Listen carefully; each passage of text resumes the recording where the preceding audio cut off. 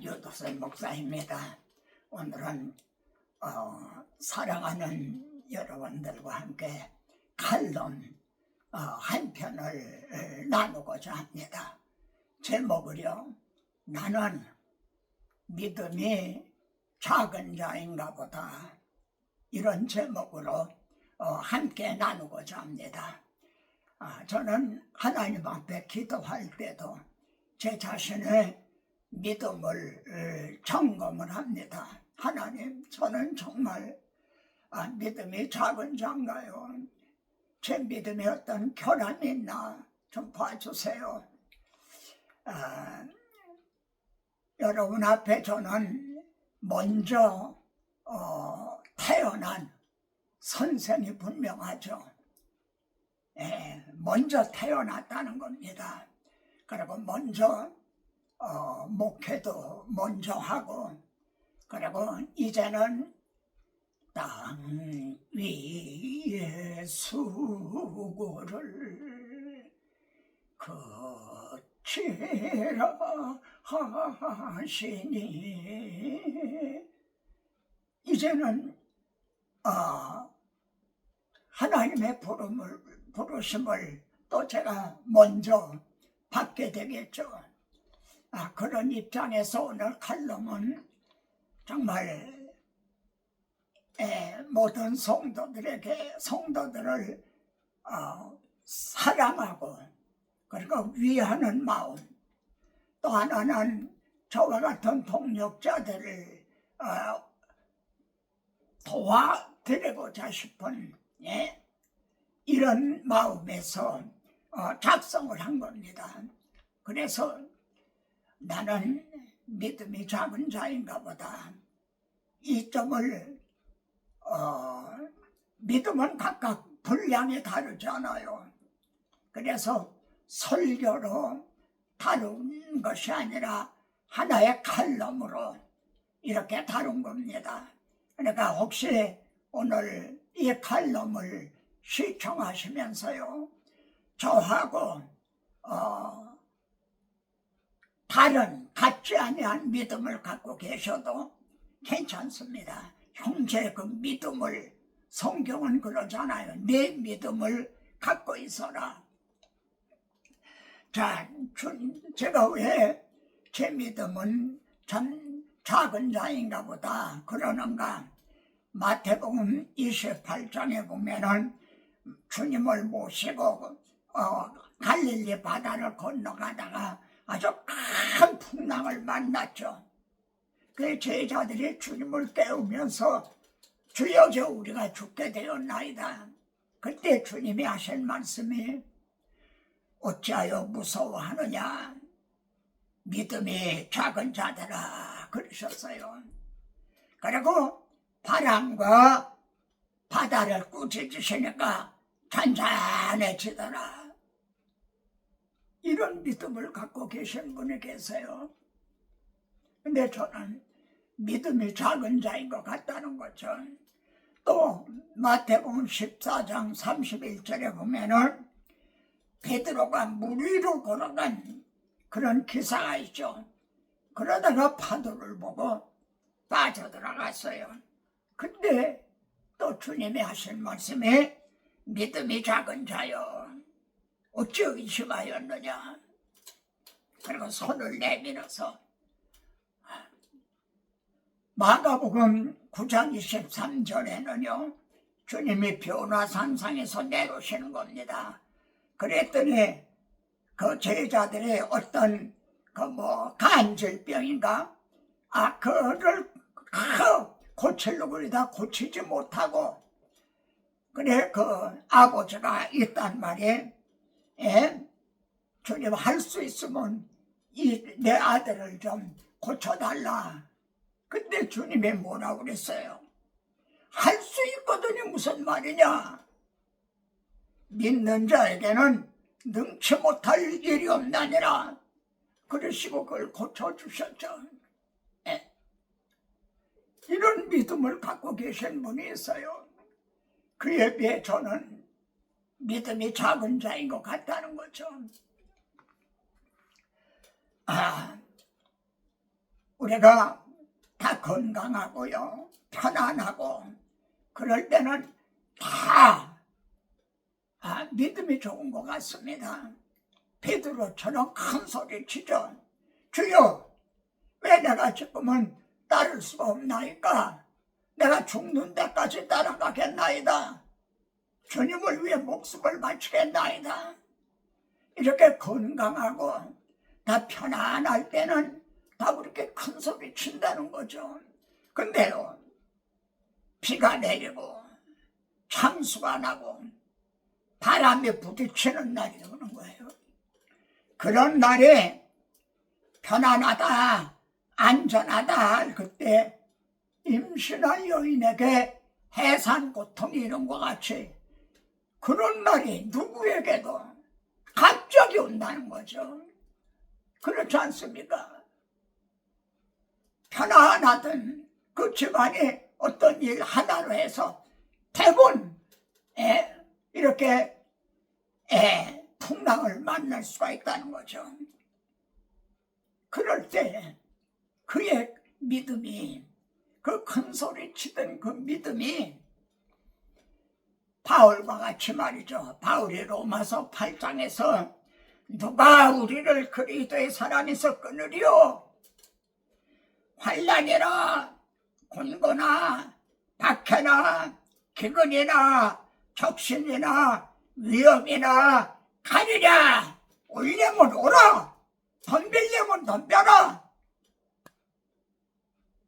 그러나 우리가 이 모든 일에 우리를 사랑하시는 이로 말미암아 넉넉히 이기나니라. 과연 그런가? 이 늙은 종은 이걸 걱정하는 겁니다. 과연 그런 경우 정말 넉넉히 이기느니라. 우리는 성도들을 그렇게 세워줬는가?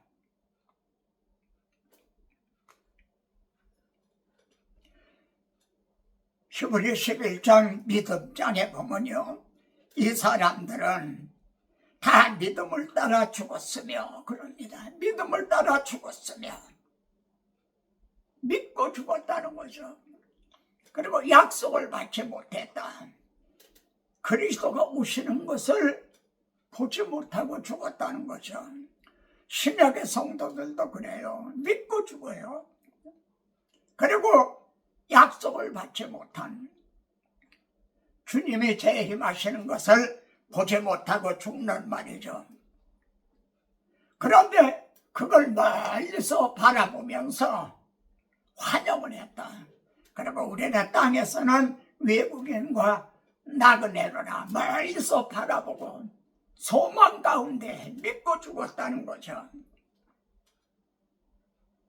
사도 바울은 그의 마지막 서신인 디모데후서에서요, 나는 선한 싸움을 싸웠다. 달려갈 길을 마치려고 한다. 이제 믿음을 지켰으니 이렇게 말씀해요. 근데 이걸 한번 곰곰이 생각해 보세요. 나는 믿음을 따라서 믿음으로 선한 싸움을 싸우고 달려갈 길을 마치려고 한다. 이렇게 말해야 오순이 맞는 거 아닌가요? 근데 바울은 믿음을 맨 마지막에 언급하고 있다는 겁니다. 네.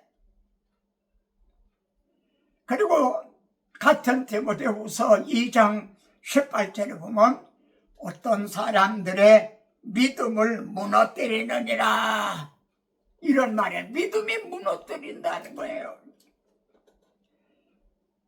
디도서 1장에서도 그런 말이 나옵니다. 가정들을 온통 무너뜨리는도다. 무너뜨린다는 거예요. 그런 말이 나옵니다. 그럼 그게 누구의 책임인가요? 좀 더 구체적으로요. 어떤 분이 환난을 만나요. 시련을 당해요. 심지어 정말 좀 더 구체적으로 암에 걸렸다고 합시다. 덜커덩 암에 걸렸다. 그럴 경우 내가 교회를 위해서 얼마나 봉사했고 얼마나 헌신을 했느냐 한 과거의 믿음이 문제가 아니에요. 그럴 경우 그런 일을 당했을 때 현재 믿음, 현재 믿음, 하나님께서 아브라함에게 이삭을 번제로 드리라 하는 일에 순종했을 때 내가 이제야 내가 하나님 경외하는 줄을 알겠노라 이런 말씀했죠. 내가 이제야. 아브라함의 과거의 믿음이 아니에요. 현재 믿음.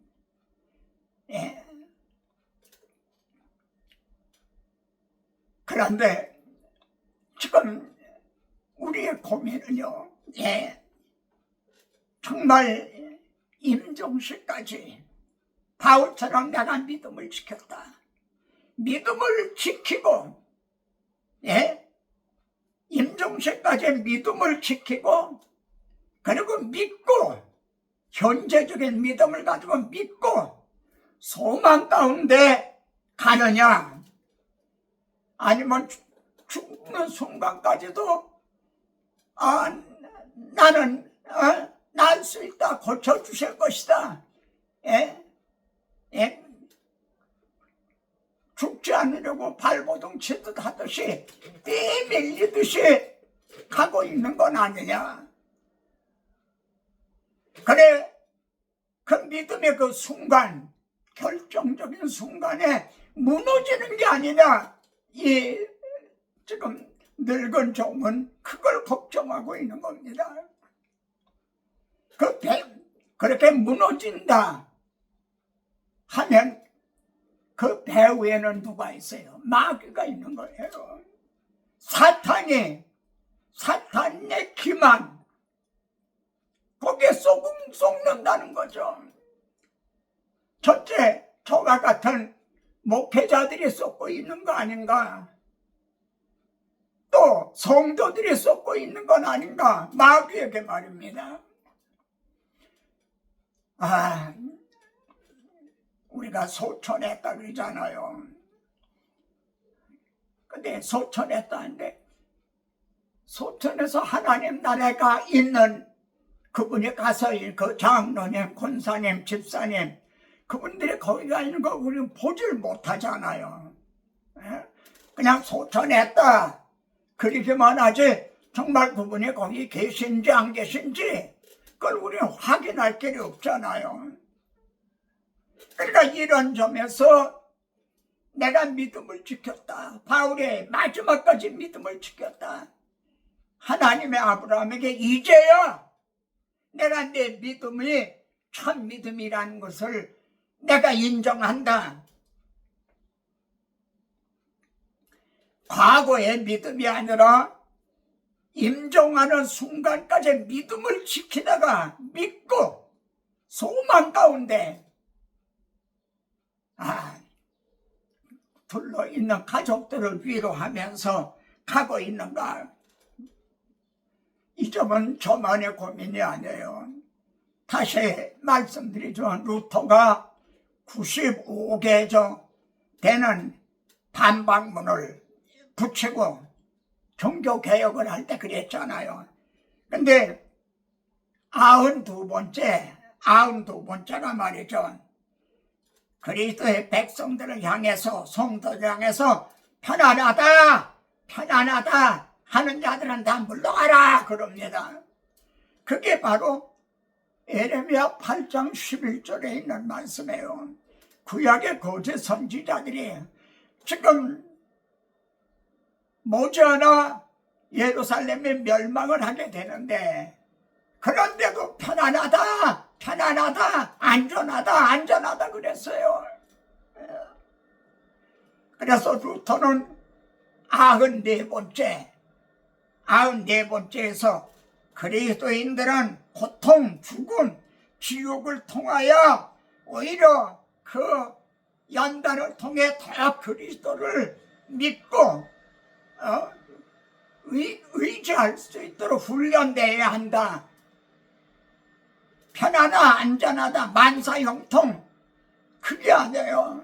예? 오히려 고통, 죽음, 지옥을 통해서 그런 훈련, 연단을 통해서 더 하나님을 자기를 의뢰하지 말고 죽은 자를 다시 살리시는 하나님만 의뢰하도록 그렇게 세워줘야 된다. 마지막 95번째 마지막은요.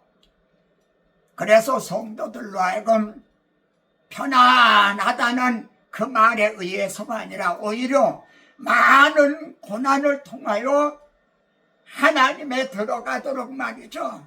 그렇게 믿음을 이제 견고하게 세워줘야 된다는 거죠.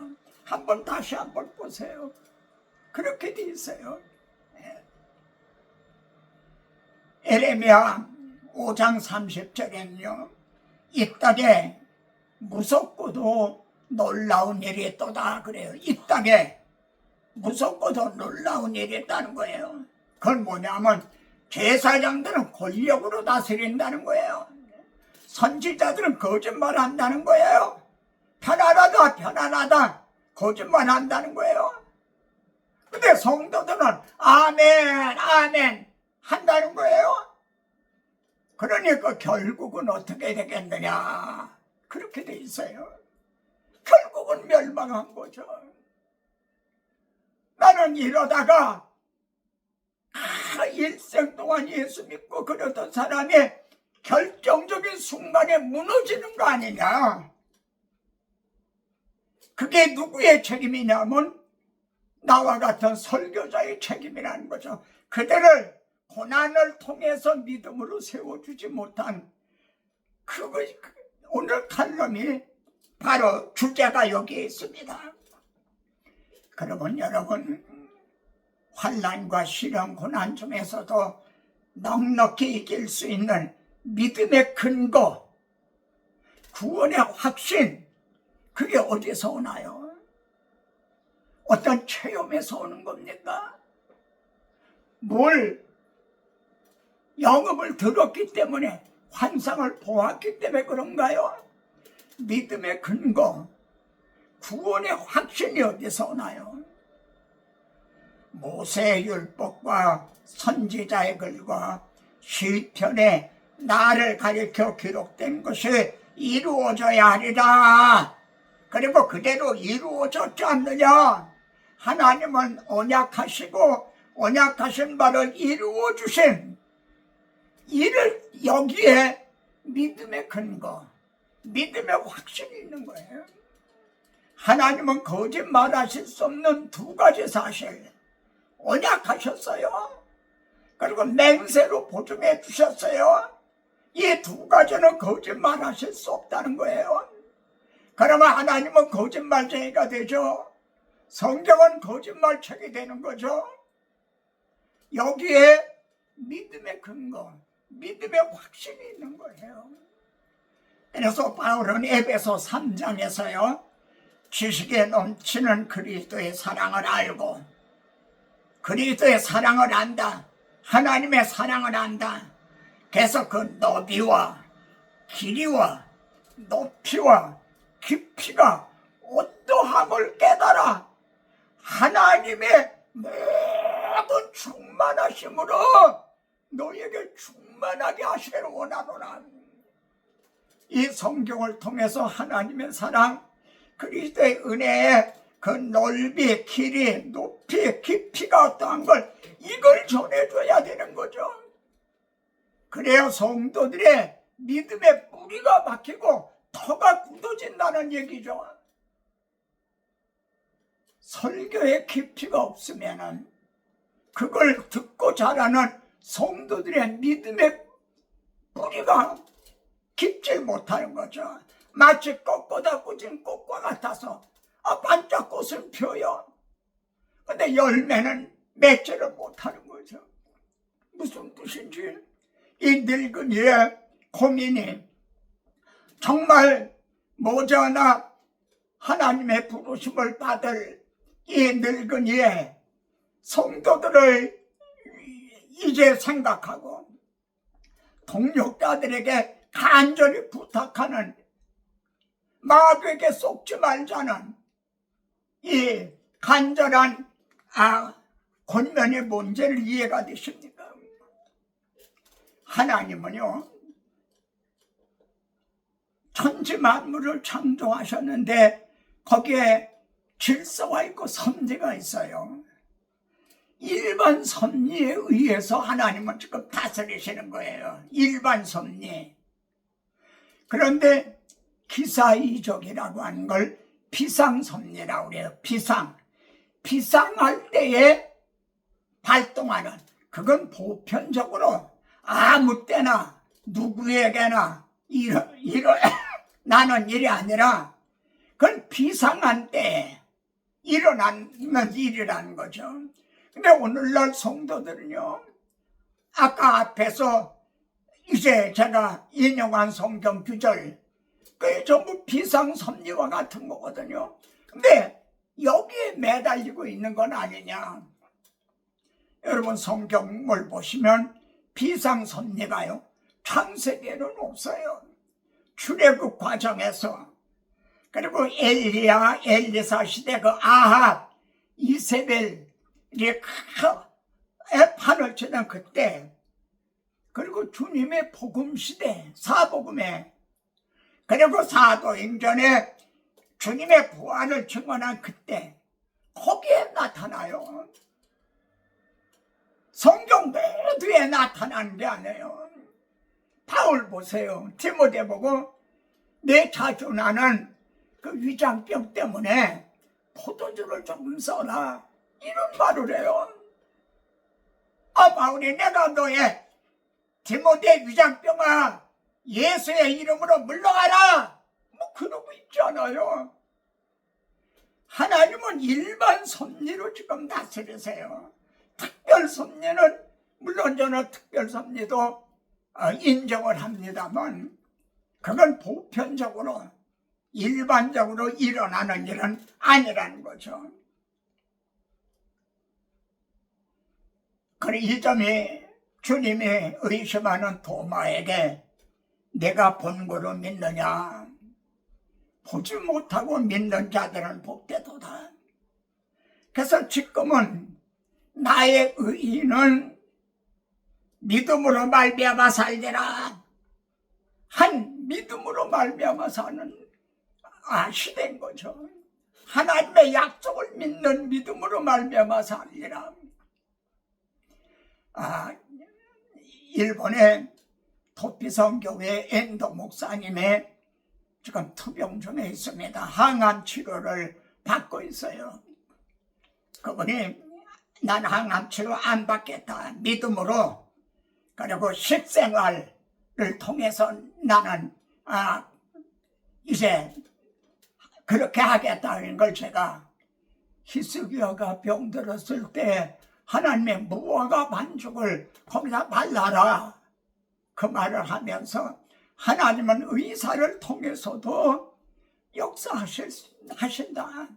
그러니까 의사가 항암 치료를 받으라 하는 것은 희망이 있다는 뜻이니 그대로 믿고 하라. 그래서 지금 항암 치료를 받고 있는데, 그가 다 기도를 하는 걸 보고 기도실을 하나 마련해 줬다고 그래요. 병원에 기도실이 있다는 거예요. 그리고 독방이 아니잖아요. 1인실이 아니잖아요. 같이 있는 같은 암 환자들에게 복음을 전해서 병실에서 말이죠, 무릎을 꿇고 주님을 영접하는 일이, 그리고 그를 돌보는 간호사에게도 복음을 전해서 주님을 영접하게 하고요. 우리는요, 각처에서 그리스도를 아는 냄새, 그리스도를 아는 향기를 날리게 돼요. 마지막 말은요, 주님의 모범적인 기도, 이걸 따르자는 겁니다. 겟세마네 동산에서 주님은 할 수 있으면 이 잔을 내게서 물러가게 하옵소서. 그러나 나의 원대로 마옵시고 아버지 원대로 하나님 제 병을 고쳐주시면 제가 더욱더 정말 죽든지 살든지 몸 바쳐 일하겠나이다. 고쳐주시기를 원합니다. 그러나 고쳐주신지 않는다 했더라도 그리 아니하실지라도 나의 원대로 마옵시고 아버지의 원대로 되길 원하나이다. 저는 이것이 하나님의 뜻대로 하는 기도라고 저는 믿고 있습니다. 그런데요, 이런 말을 너는 청년의 때 너의 창조주를 기억하라. 나이 같은 분들 혹은 병들었을 때 그때 가서 이런 말을 해주면 귀에 들어가지 않는다는 거죠. 이미 때를 놓쳤어요. 예를 들어 병이 들었어요. 암이 걸렸어요. 그 사람에게는 지금 제가 쭉 말씀한 이걸 전해줘 봐야 귀에 들어가지 않는다는 거죠. 그럼 그에게는 무슨 말만 해야 될까요? 믿기만 해라. 하나님이 고쳐주신다. 할 수 있거든요. 무슨 말이냐? 그런 말만 해줘야 귀에 들어가요. 무슨 얘기인지 이해가 되십니까? 그러니까 젊은 날에 그 사람이 건강할 때 이런 것을 전해서 그를 훈련을 시켜야 된다는 거죠. 바울이 그렇게 했어요. 사도행전 14장 22절에 제자들의 마음을 굳게 하여 이 믿음에 머물러 있으라고 하고 또 우리가 하나님의 나라에 들어가려면 많은 환난을 겪어야 할 것이라.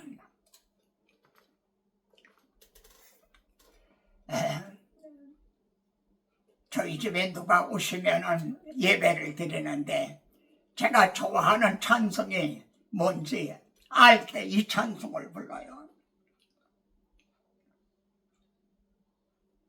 천지에 있는 이름 중 귀하고 높은 이름 주 나시기 전 지으신 구주의 이름 예수 주 앞에 내가 엎드려 그 이름 찬송하면 내 귀에 들린 말씀 중 귀하고 높은 예수.